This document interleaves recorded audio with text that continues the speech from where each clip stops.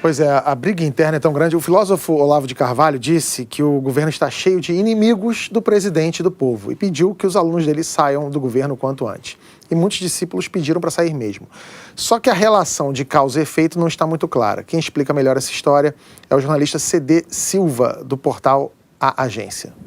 No começo da sexta-feira, dia 8, o Olavo de Carvalho publicou uma mensagem pedindo aos seus alunos com cargos no governo que deixassem os empregos. Mas a verdade é que uma portaria já estava a caminho com a exoneração de alguns deles. A partir daí, o próprio Olavo de Carvalho e alunos dele começaram a publicar pelo menos 3 versões diferentes para o que está acontecendo no MEC. A primeira versão atribui aos militares a ideia do ministro Vélez Rodrigues de pedir a todas as escolas do Brasil que gravassem um vídeo com as crianças cantando o hino e ouvindo uma carta com o slogan de campanha de Jair Bolsonaro. Acontece que é difícil acreditar nessa narrativa porque fãs do filósofo e o próprio Olavo de Carvalho defenderam com entusiasmo a ideia do hino antes das exonerações virem à tona. A segunda versão é que a exoneração de alunos de Olavo do MEC tem por objetivo impedir a chamada Lava Jato da Educação. Nunca ficou claro exatamente do que se trata essa investigação. Também não está claro como funcionários do MEC poderiam participar de uma investigação que, em tese, é atribuição de policiais e procuradores. E nem que algum aluno do Olavo de Carvalho no MEC seja uma espécie de Sherlock Holmes que vá contribuir para alguma investigação. A tese também não se sustenta porque, uma vez que os alunos do Olavo tenham saído, o ministro continua lá, então por que ele desistiria da investigação? Na terceira versão, o expurgo dos Olavetes seria comandado pelo coronel aviador da reserva Ricardo Wagner Roquette, diretor de programa da Secretaria Executiva do MEC e uma espécie de eminência parda do ministro Vélez Rodrigues. Ou seja, tudo seria uma forma de os militares assumirem maior controle sobre o ministério. O coronel Roquette já foi comparado nas redes bolsonaristas ao ex-ministro Gustavo Bebiano, que foi demitido do governo após desentendimento com Carlos Bolsonaro. O CD gravou esse vídeo na tarde de domingo. À noite saiu a notícia de que Bolsonaro havia pedido o afastamento do coronel Roquette. Pedro, a influência do Olavo no governo continua? Continua. O presidente, ontem à noite, depois que a Folha mesmo já tinha confirmado a história da exoneração do Roquette, o Bolsonaro elencou uma série de tweets, publicou uma thread de tweets em que ele faz um discurso extremamente olavista, dizendo que a educação está dominada pelo marxismo cultural e que isso precisa ser expurgado, isso precisa ser trabalhado e tudo mais. Tem um ponto-chave aí. No início da semana passada, Maurício Lima, que assina a coluna Radar da Veja, ele publicou uma nota que parece se confirmar com os passos seguintes, que é o seguinte: ele informa que o sonho do Olavo naquele momento era intervir na nomeação de todos os reitores das universidades federais do Brasil. E no fim das contas, o que seria essa lava-jato de educação? Essa lava-jato de educação seria uma maneira de você limpar o terreno do MEC para botar ali pessoas com uma cabeça parecida com o Olavo. É muito curioso, porque o que o Olavo... Parte da visão de mundo do Olavo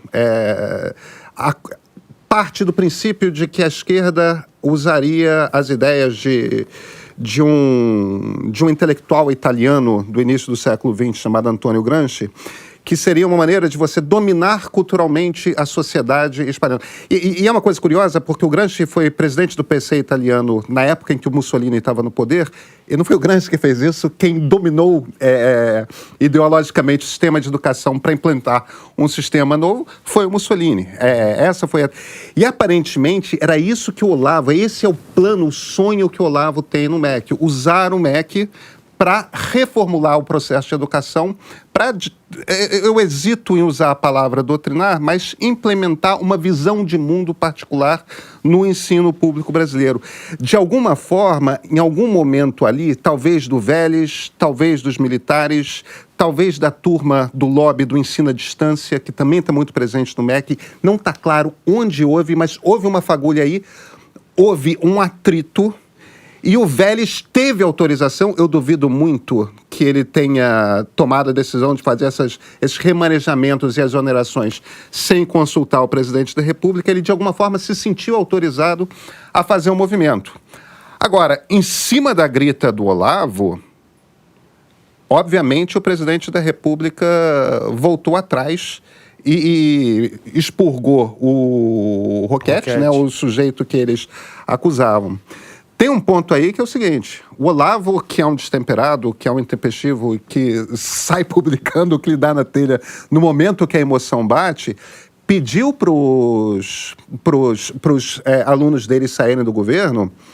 Nenhum de fato saiu. E o ponto-chave, ele chegou a falar numa reportagem a um repórter do Globo que um dos que ele queria ver saindo é o Felipe Martins. O Felipe Martins é um dos mais influentes assessores dentro do Palácio. Muitas pessoas, inclusive, veem no Felipe Martins o verdadeiro chanceler.